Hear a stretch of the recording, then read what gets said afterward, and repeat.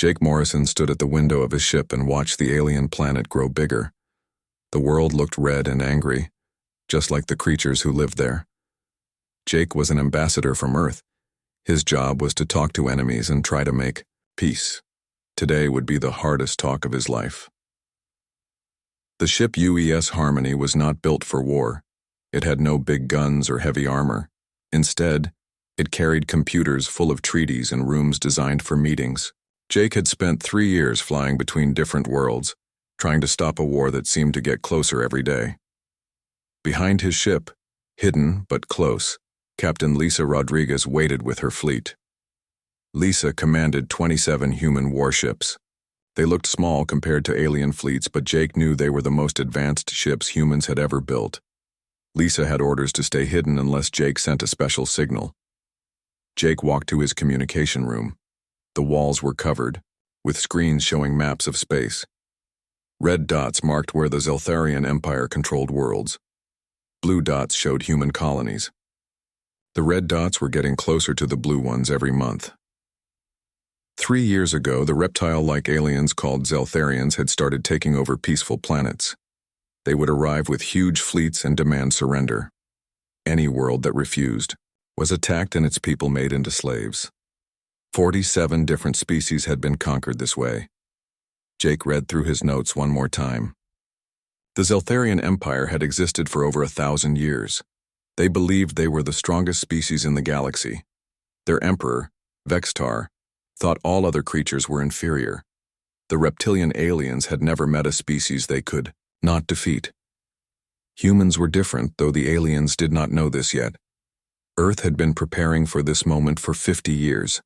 Every human colony had hidden defenses. Every human ship carried weapons that looked simple but were actually very advanced. Most importantly, Earth had built secret fleets that no alien had ever seen. The Harmony entered the atmosphere of the Zeltharian capital world. Jake could see massive cities built from black stone.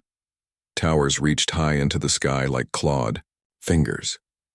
Ships moved between the buildings in organized patterns. Everything looked designed to show power and control. Jake's assistant, a young woman named Carol Davis, brought him his formal diplomatic clothes. The dark blue uniform carried the symbols of Earth and the Terran Federation. Jake had worn this uniform to sign peace treaties with 6 different species. Today, he hoped it would prevent a war that could destroy millions of lives. The Harmony landed at the Imperial Palace. Zeltharian guards met Jake at the ship's door. The aliens were 7 feet tall with green scales and yellow eyes. They carried weapons that could cut through metal like paper.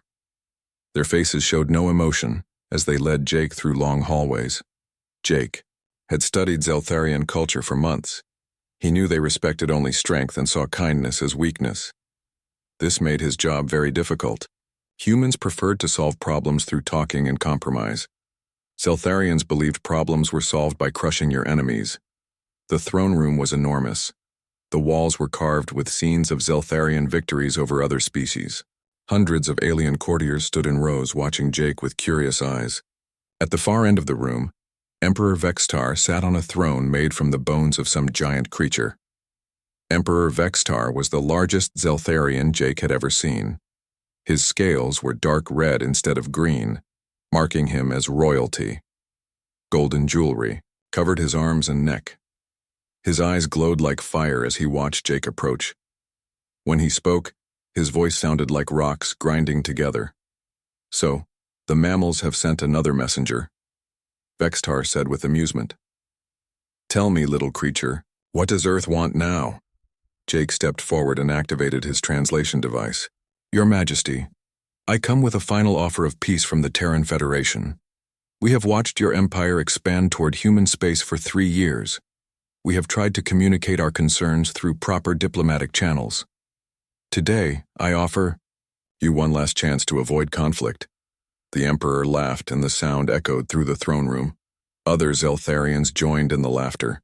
To them, the idea of humans threatening the mighty empire was ridiculous. "You speak of avoiding conflict," Vextar said, leaning forward on his throne. "But what if we choose conflict instead?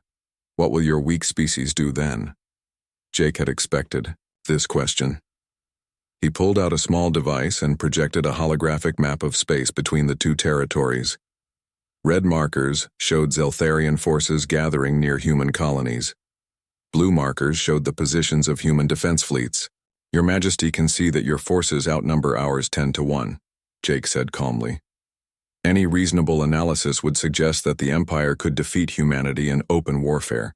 However, I urge you to consider the cost of such a war. Humans are not like the other species you have conquered." General Rexmorth, the Emperor's military commander, stepped forward. His scarred face showed the experience of 100 battles. "What makes you mammals so different? We have conquered species with technology more advanced than yours. We have defeated enemies with larger fleets. What could possibly make humans special?" Jake looked around the throne room. Every alien face showed the same expression. Arrogant, confidence mixed with cruel amusement. They had never lost a war. They had never even faced serious resistance. Jake realized that nothing he could say would change their minds. They would have to learn the hard way. "Your Majesty," Jake said formally, "the Terran Federation makes this final offer. Withdraw your forces from the contested border zones within 30 standard days. End your expansion toward human territory. In exchange, we will establish trade relationships and share certain non-military technologies that could benefit both our peoples." Emperor Vextar stood up from his throne. His massive form cast a shadow over Jake. "And if we refuse your generous offer?" Jake met the Emperor's burning gaze without flinching. "Then you will discover why Earth has remained unconquered for 5,000 years of recorded history." The throne room erupted in laughter again. General Rexmorth slapped his knee with amusement. 5,000 years? Little mammal, our empire has existed for 20 times that long. We were conquering worlds when your species was still learning to make fire. Jake nodded politely. "Perhaps that is why you have forgotten an important lesson, General. The strongest predator is not always the one with the biggest teeth. Sometimes it is the one who knows when to hide and when to strike." "Emperor," Vextar waved his clawed hand dismissively. "Take your threats and your offers back to your primitive world, Ambassador.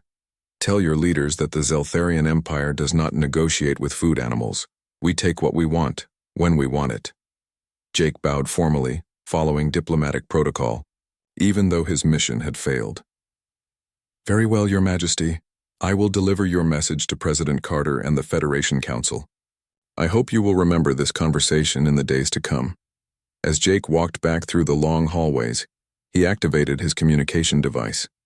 The message he sent was brief and coded. "Diplomatic solution impossible. They view mercy as weakness. Recommend immediate implementation of Protocol 7. On Earth, President Helen Carter received Jake's message in her office in Geneva. She had been expecting this outcome, but it still saddened her. Helen had hoped that reason might prevail. Now she had no choice but to show the galaxy what humans were really capable of. Helen activated her secure communication system and sent a single word to military commanders throughout human space. Thunderstorm.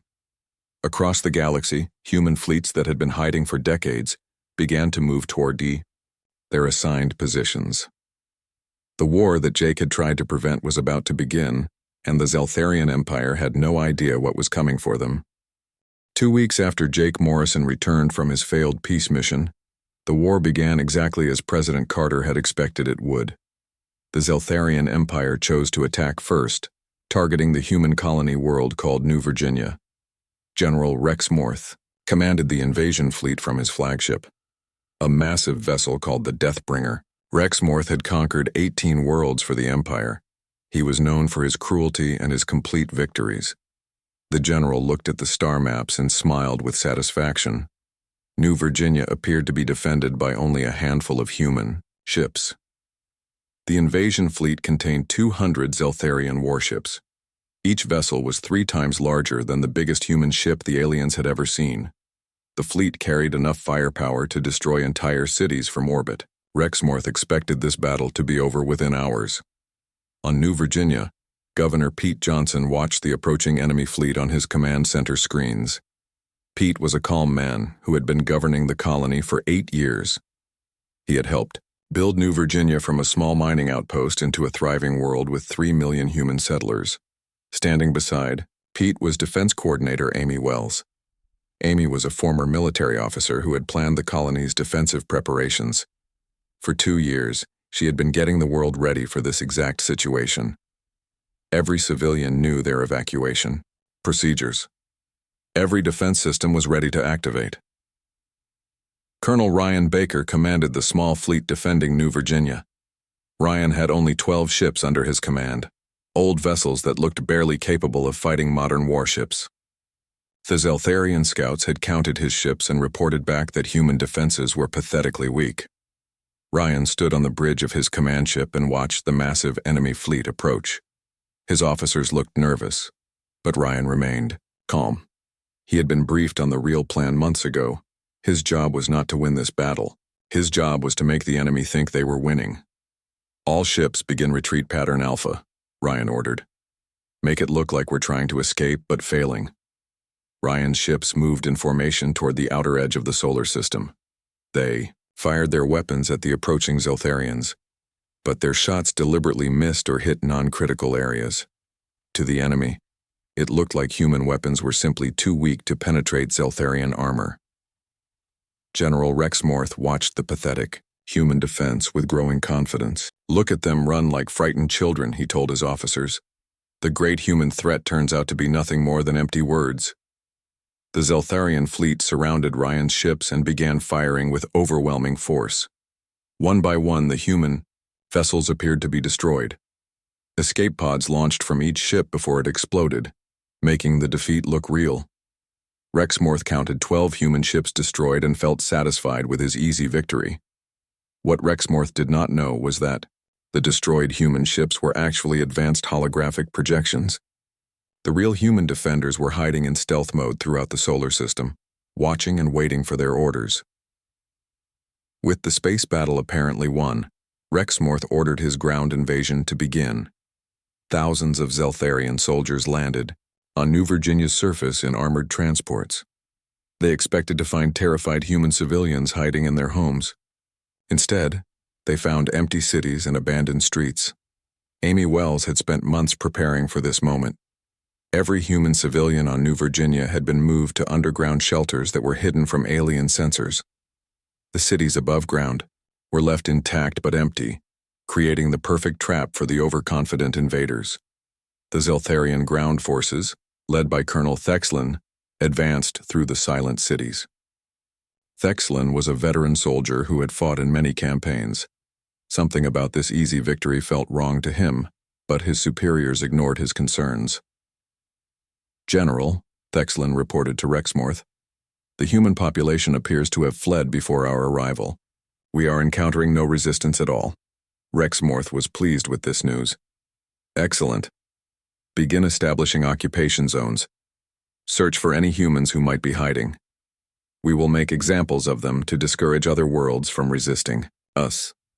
For 3 days, the Zeltharian forces occupied New Virginia. They set up command posts in the major cities and began searching for human survivors.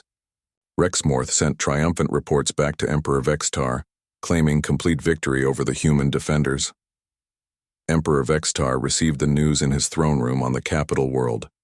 He was surrounded by his advisors and military commanders, all celebrating what appeared to be humanity's first defeat. The Emperor felt vindicated in his decision to reject the human peace offer. See how easily the mammals fall before our might, Vextar declared to his court. Their ambassador spoke of hidden strength, but we have found only weakness.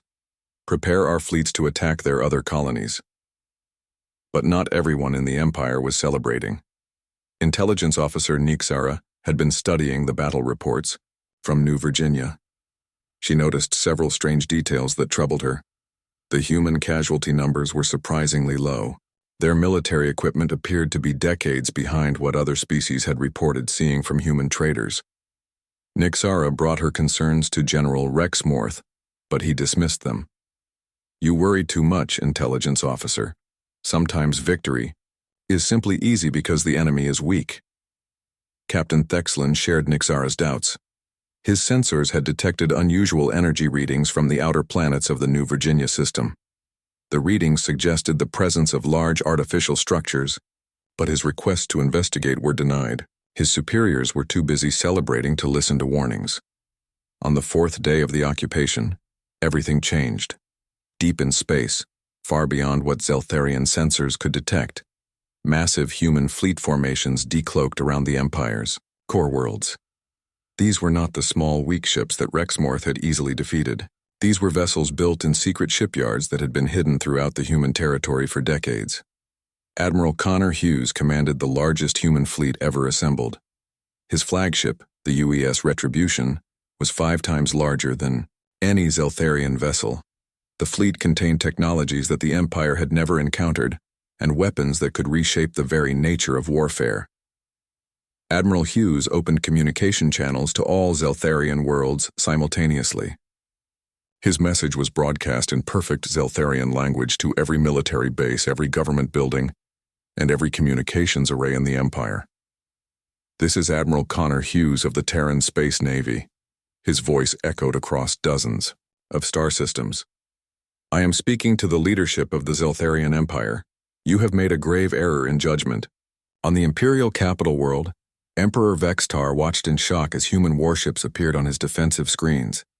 The vessels had somehow bypassed all of the Empire's early warning systems and sensor networks. They now surrounded his most important worlds like predators closing in on prey. "Your forces currently occupy the human colony of New Virginia," Admiral Hughes continued. "You believe you have achieved victory through superior numbers and firepower. You are mistaken. What you have witnessed is not human weakness but human restraint." General Rexmorth, still on New Virginia, received urgent messages from the Imperial capital. Human fleets had appeared everywhere at once, surrounding Empire worlds that should have been impossible to reach undetected. His easy victory suddenly felt like a carefully prepared trap.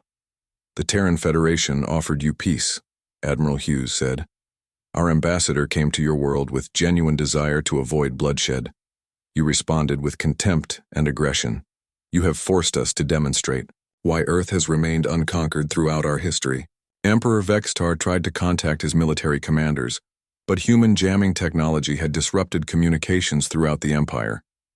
He was cut off from his fleets and his colonies, surrounded by enemy forces that had appeared from nowhere. "You now have 72 hours to withdraw all forces from human territory," Admiral Hughes concluded. "Remove your ships from New Virginia. Recall your invasion fleets. Return to your own worlds and consider what you have learned. If you refuse this final opportunity for peace, we will show you what human warfare truly looks like." The transmission ended, leaving the Zeltharian Empire in stunned silence. For the first time in their 1,000-year history, they faced an enemy who had outmaneuvered them completely. The humans they had dismissed as weak mammals had somehow surrounded their entire civilization in a single, coordinated strike. On New Virginia, Colonel Thexlin looked up at the sky and saw human ships decloaking in the atmosphere above him. These were not the weak vessels his forces had easily destroyed. These were predators, and he was suddenly the prey. Back on Earth, President Carter watched the tactical displays with mixed feelings. She had hoped the Empire would accept Jake's peace offer, but she had known they would choose war instead. Now, the real test would begin. Humanity would have to prove that their patience and restraint had not made them soft. The galaxy was about to learn what humans were truly capable of when they stopped holding back. Emperor Vextar's response to Admiral Hughes's ultimatum was exactly what President Carter had expected. Instead of wisdom, the reptilian ruler chose fury. Instead of retreat, he ordered a massive counterstrike against Earth itself. The Emperor's pride would not allow him to back down from creatures he still believed were inferior. "Gather every ship in the Empire," Vextar commanded from his throne room. "I want 2,000 vessels assembled for an assault on the human homeworld. We will show these mammals what happens when they threaten the Zeltharian Empire." General Rexmorth, still commanding the occupation forces on New Virginia, received the Emperor's orders with growing unease. The veteran commander had begun to realize that something was terribly wrong with their easy victory. Human ships continued to appear on his sensors, far more advanced than anything his forces had encountered before. Meanwhile, in the depths of Earth's solar system, Fleet Admiral Kate Phillips prepared for the demonstration that would change galactic history forever. Her flagship, the UES Retribution, was humanity's most advanced warship. It contained technology that other species would not develop for centuries, if ever. Admiral Phillips had spent 30 years preparing for this moment. She had overseen the secret construction of humanity's hidden fleets. She had trained the officers who would command them. Most importantly, she had helped develop the weapons that would prove human superiority once and for all. The first demonstration took place at Keltar, the Empire's fortress world on the border between human and Zeltharian space. Admiral Danny Ross commanded a small human task force of just 12 vessels. Opposing him was a Zeltharian defense fleet of 60 warships, commanded by Admiral Zexkoth. Admiral Zexkoth had defended Keltar for 15 years. The world's massive orbital fortresses had never been successfully attacked.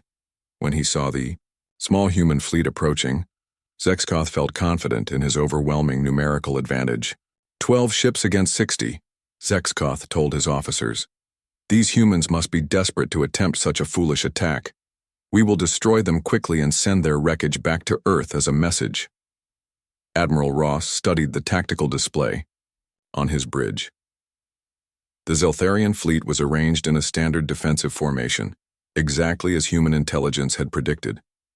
Their tactics had not changed in centuries because they had never needed to adapt. They had always won through superior numbers and firepower. All ships engage Protocol Omega, Ross commanded. Let's show them what human engineering can accomplish. The human ships activated weapon systems that defied everything the galaxy thought it knew about physics. Instead of firing energy beams or projectiles, the human vessels manipulated the fundamental forces of reality itself. Space around the Zeltharian fleet began to twist and bend in impossible ways. Admiral Zexkoth watched in horror as his flagship's weapons simply stopped working. The energy that powered his ship's systems began flowing backward, draining his vessel's power core. Around him, other Zeltharian ships experienced the same impossible phenomenon. What kind of weapon is this? Zexkoth demanded of his science. Officer, I do not know, Admiral, came the terrified reply. Our sensors cannot even detect what the humans are doing to us. It appears they are manipulating space-time itself. Within minutes, the entire Zeltharian defense fleet was completely powerless. Their ships drifted helplessly in space, unable to fight back or even move. Admiral Ross then demonstrated the true power of human mercy. Instead of destroying the helpless vessels, he transmitted a simple message. This is Admiral Ross of the Terran Space Navy. Your ships are disabled, but your crews are alive. You have witnessed a demonstration of human military capability. Tell your Emperor what you have seen here. Tell him that we could have destroyed you all, but chose not to. Remember this mercy when you consider your next actions. The news of Keltar's fall reached Emperor Vextar within hours. For the first time in his reign, the mighty ruler felt something he had never experienced before. Fear. His fortress world, defended by 60 warships and massive orbital weapons, had been defeated by 12 human vessels without a single shot being fired in return. On New Virginia, the trap that Colonel Ryan Baker had been preparing finally sprang, closed. The human forces that appeared to have been destroyed in the initial battle revealed themselves to be alive and hidden throughout the planet. Advanced combat robots emerged from underground bunkers, while human soldiers in powered armor surrounded the overconfident Zeltharian occupation troops. Colonel Thexelin found himself facing an enemy unlike anything in his military experience. The human soldiers moved with perfect coordination, as if they shared a single mind.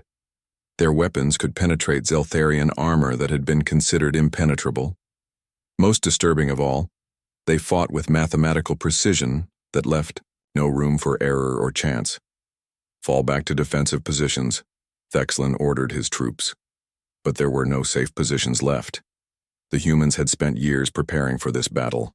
Every building, every street, every piece of ground had been turned into part of an elaborate trap. Dr. Angela Martinez, Earth's leading physicist and the designer of humanity's reality-warping weapons, addressed the galactic scientific community from her laboratory on Luna. Her broadcast reached every civilized world in the galaxy, explaining the principles behind human military superiority. For centuries, galactic warfare has focused on energy weapons and kinetic projectiles, Dr. Martinez explained. While other species perfected these technologies, humanity chose a different path. We learned to manipulate the fundamental forces that hold reality together. The demonstration continued with the siege of Trelnoth, the Empire's second-largest military installation. General Marcus Thompson led the human ground assault with just 5,000 soldiers against 50,000 Zeltharian defenders. The battle should have been impossible for the humans to win. General Thompson's forces moved across the battlefield like a living organism. Each soldier knew exactly where every other soldier was at all times. Their weapons adapted to counter whatever defenses the Zeltharians presented. When the enemy took cover behind energy shields, human weapons simply made the shields irrelevant. Commander Yextal, defending Trelnoth, had never seen warfare conducted with such terrifying efficiency. Every defensive position he established was eliminated within minutes. Every tactical advantage he tried to exploit was countered before he could use it. It was as if the humans could predict his every move before he made it. "How are they doing this?" Yextal asked his tactical officer. "They fight as if they can see the future." The answer came from intercepted human communications. The human soldiers were connected through quantum communication networks that allowed them to share information instantly across any distance. Each soldier had access to the combined knowledge and experience of their entire army. But the true demonstration of human capability came when Emperor Vextar launched his promised counterstrike against Earth. 2,000 Zeltharian warships, the largest fleet ever assembled in galactic history, approached the human homeworld with the intention of destroying it completely. Fleet Admiral Phillips met this massive armada with just 200 human vessels. The disparity in numbers was overwhelming, but numbers meant nothing when facing technology that could rewrite the laws of physics. The battle above Earth lasted exactly 7 minutes and 12 seconds. The Zeltharian fleet found their weapons unable to lock onto human ships that seemed to exist in several dimensions simultaneously. Their armor provided no protection against human weapons that attacked the molecular bonds holding their ships together. Most terrifying of all, human vessels seemed to know exactly where every Zeltharian ship would move before they moved there. Emperor Vextar watched his mighty armada dissolve like smoke before the fury of human technology. Ships that had conquered dozens of worlds were reduced to their component atoms by weapons that operated on principles beyond Zeltharian understanding. The pride of the Empire, accumulated over 1,000 years of conquest, was destroyed in minutes. Admiral Phillips opened a communication channel to the surviving Zeltharian vessels. Her voice carried the weight of absolute authority as she delivered humanity's final ultimatum. "This is Admiral Phillips of the Terran Space Navy. You have seen what happens when humanity is forced to abandon restraint. Your fleets are broken. Your worlds are surrounded. Your empire stands at the edge of total destruction." The few surviving Zeltharian ships began to withdraw from Earth space, their crews too shocked to continue fighting. Word of the devastating defeat spread throughout the Empire within hours. Species that had served the Zeltharians for centuries began to whisper about rebellion. "We offer you one final choice," Admiral Phillips continued. "Surrender now and accept the terms of peace that Ambassador Morrison originally proposed. Your Emperor will abdicate. Your military will be disbanded. Your conquered worlds will be freed.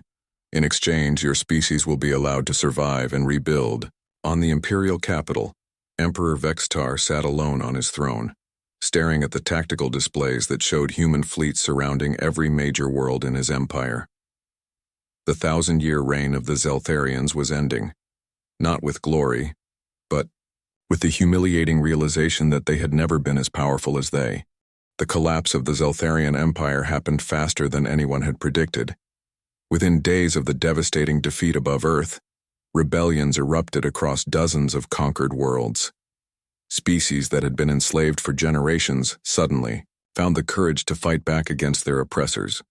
Emperor Vextar sat in his throne room, watching reports flood in from every corner of his crumbling domain. The Nexari had overthrown their Zeltharian governors and declared independence.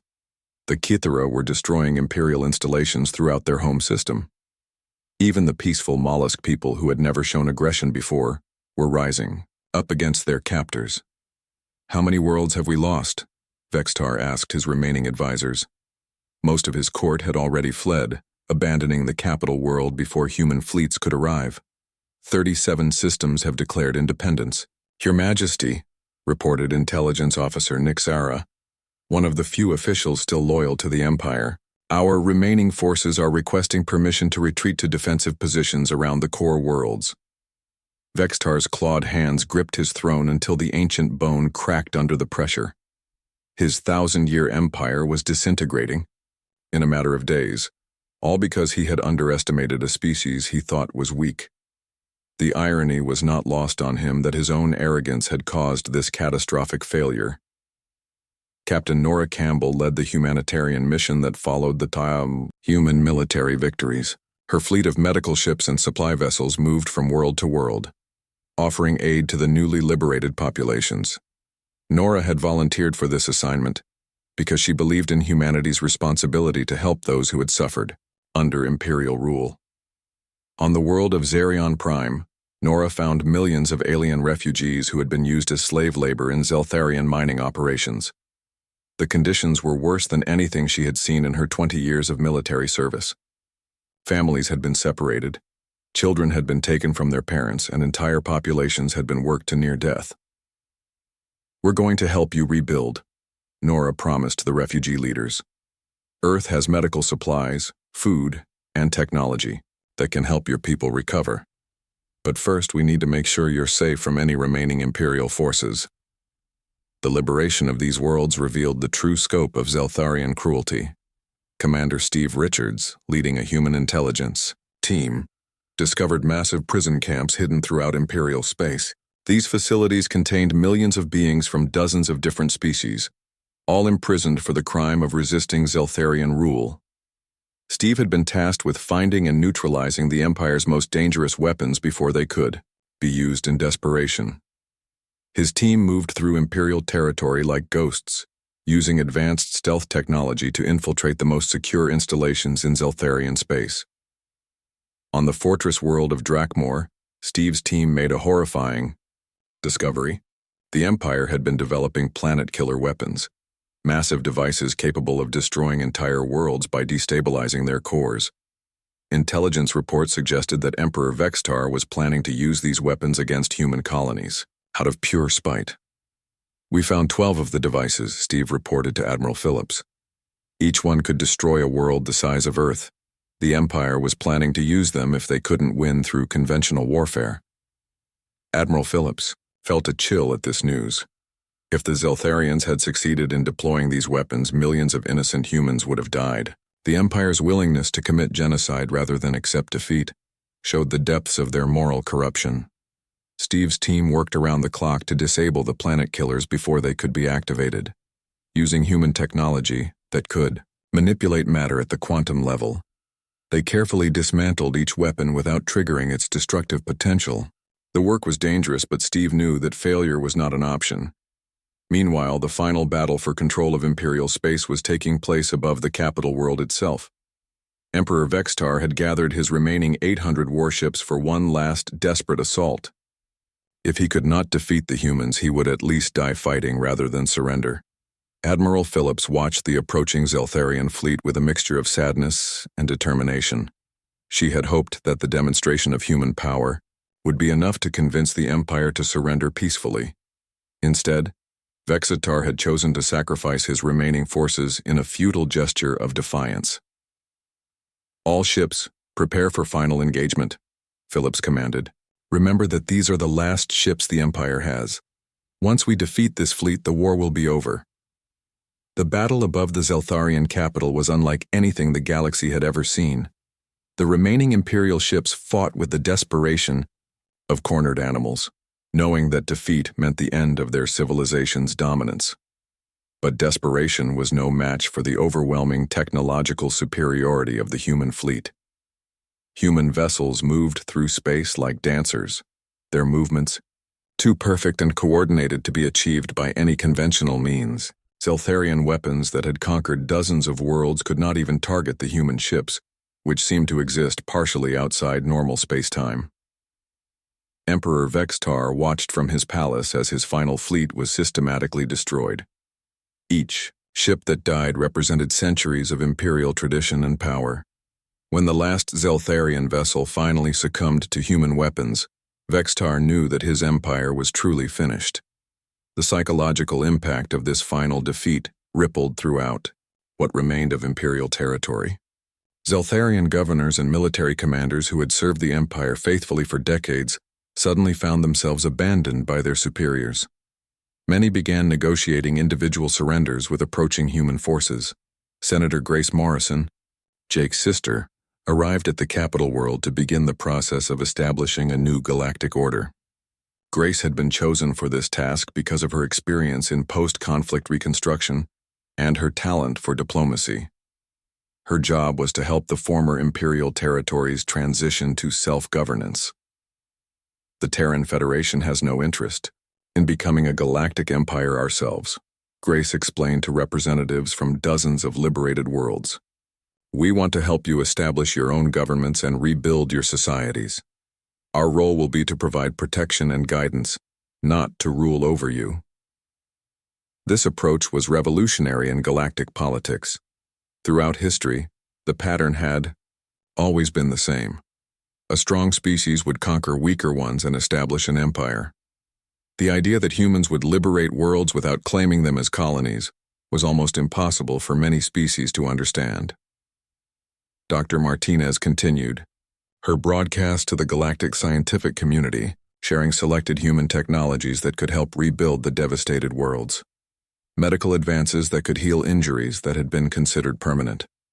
Agricultural techniques that could restore worlds damaged by imperial strip mining. Energy systems that were clean and virtually unlimited. Knowledge should be shared for the benefit of all sentient beings, Dr. Martinez explained. Humanity's technological advantages came from our willingness to cooperate and learn from each other. We hope that other species will embrace this same spirit of cooperation. However, Dr. Martinez was careful not to share humanity's most advanced military technologies. The weapons that had defeated the Empire would remain exclusively under human control. This was not out of distrust, but out of recognition that such power required the wisdom and restraint that came from centuries of human philosophical development.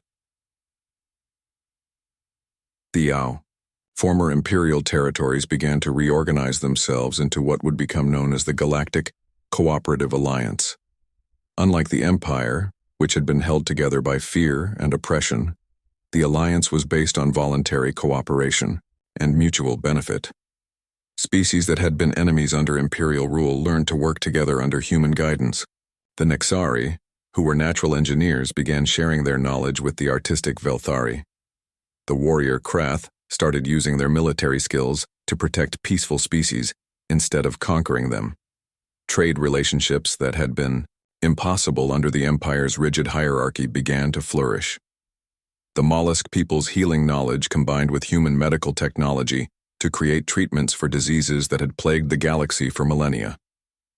The crystal-based technology of the Xerians merged with human quantum physics to produce advances neither species could have achieved alone. But not everyone was happy with the new order. Some Zeltharian military units refused to accept the Empire's defeat and retreated to hidden bases in unexplored regions of space. These remnant forces continued to launch raids against civilian targets, hoping to destabilize the emerging alliance. Admiral Phillips established the Terran Space Guard to deal with these remaining threats. The Guard was a permanent fleet dedicated to protecting peaceful worlds from pirates, raiders, and any other aggressive forces. The mere presence of guard ships in a system was usually enough to deter potential troublemakers. The galaxy has lived under the threat of conquest for too long, Phillips announced. The Space Guard exists to ensure that no species will ever again have to fear enslavement or destruction at the hands of an aggressive empire. 3 months after the final battle above the Zeltharian capital, Ambassador Jake Morrison returned to the world where his diplomatic mission had failed. The planet looked very different now.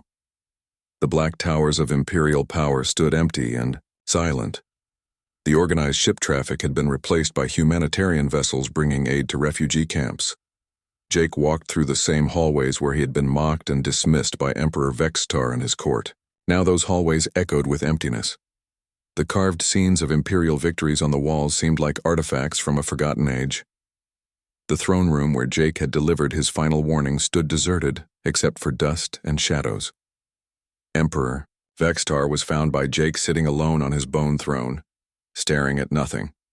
The massive reptilian ruler who had once commanded fleets across dozens of star systems now looked small and broken. His golden jewelry had been sold to buy food for his remaining supporters. His scales had lost their lustrous red color and faded to a dull brown. "Ambassador Morrison," Vextar said without looking up, "I remember you. You came here with warnings that I thought were empty threats. You spoke of consequences that I believed were impossible. I was wrong about everything." Jake felt no satisfaction in the fallen emperor's misery. He had hoped that diplomacy might prevent this outcome, but Vexitar's arrogance had made war inevitable. Now Jake carried the responsibility of helping to build something better from the ruins of the Empire. "Your Majesty still has choices to make," Jake said formally. "The Terran Federation offers you exile on a neutral world where you can live out your remaining years in peace. In exchange, you must formally dissolve the Empire and order all remaining Imperial forces to surrender." Vextar finally looked at Jake with his tired golden eyes. "And if I refuse? Will you demonstrate more of your terrifying human weapons? Will you destroy what little remains of my people?" Jake shook his head. "Humans take no pleasure in destruction. Your Majesty, we fight only when we must, and we stop fighting as soon as our enemies surrender. Your people will be allowed to rebuild their civilization on their homeworld. But the age of the Zeltharian Empire is over forever." President Helen Carter addressed the newly formed Galactic Assembly from the United Nations building in Geneva. Representatives from 143 different species listened as she outlined humanity's vision for the future. The assembly hall had been expanded to accommodate the variety of alien physiologies, from the aquatic mollusk people to the crystalline Xerians. "The Terran Federation does not seek to rule over other species," President Carter declared. "We have learned from our own history that diversity makes us stronger, while oppression makes us weaker. Our goal is to create a galaxy where every sentient being has the opportunity to reach their full potential." The Galactic Cooperative Alliance officially replaced the Zeltharian Empire as the governing body for the former imperial territories. Unlike the Empire's hierarchical structure based on military conquest, the Alliance operated on principles of voluntary cooperation and mutual benefit. Each member species retained sovereignty over their own worlds while contributing to the common defense and prosperity. Admiral Phillips established the Terran Space Guard as the Alliance's military arm. The Guard operated under strict rules of engagement designed to protect peaceful worlds while avoiding the aggressive expansion that had characterized the old Empire. Guard vessels patrolled shipping lanes, responded to distress calls, and deterred potential aggressors throughout Alliance space. The mere sight of a Space Guard ship was enough to send pirates and raiders fleeing to unexplored regions of the galaxy. The Guard's reputation for overwhelming technological superiority, combined with their restraint in using that power, made them both feared and respected throughout civilized space. Captain Nora Campbell continued her humanitarian work on worlds that had been devastated by Imperial rule. Her medical teams worked alongside alien doctors to develop new treatments for diseases that had been deliberately spread by the Empire as a form of biological warfare. Her supply convoys delivered food, medicine, and construction materials to help rebuild shattered civilizations. On Xerion Prime, Nora watched as former slave laborers worked together to construct new cities.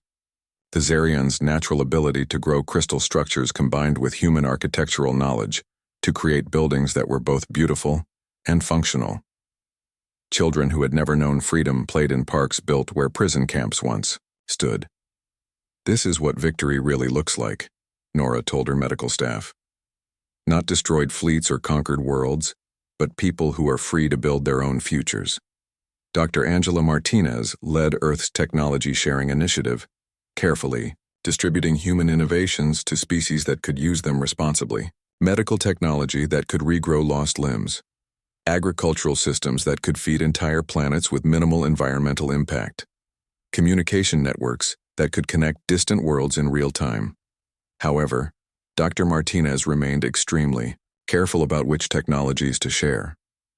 Humanity's most advanced weapon systems, reality manipulation devices, and quantum engineering techniques remained strictly controlled. The galaxy was not ready for such power, and might not be for centuries to come. With great power comes great responsibility, Dr. Martinez explained to the Galactic Scientific Council. Humans learned this lesson through millennia of mistakes and conflicts.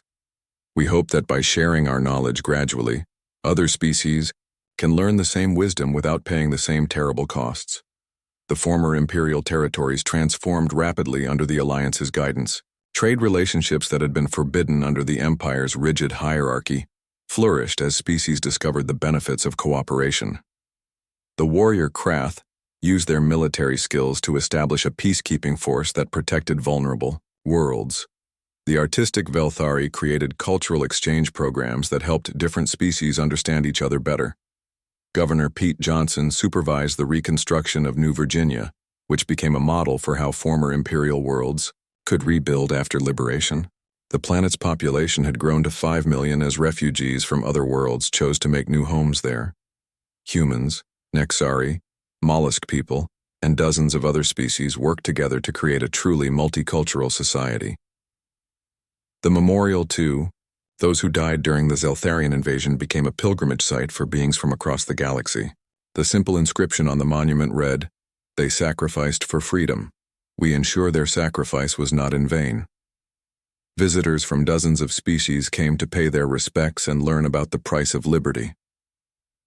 Colonel Ryan Baker, the officer, who had commanded the defeated human forces during the initial invasion, was promoted to general and given command of Alliance ground forces. His experience in deception warfare proved valuable in training other species to defend themselves against future threats.